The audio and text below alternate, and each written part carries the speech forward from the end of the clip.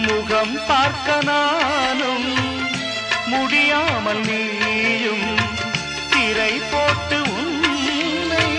மறைத்தாலே பாவம் ஒரு முறையேனும் திருமுகம் காண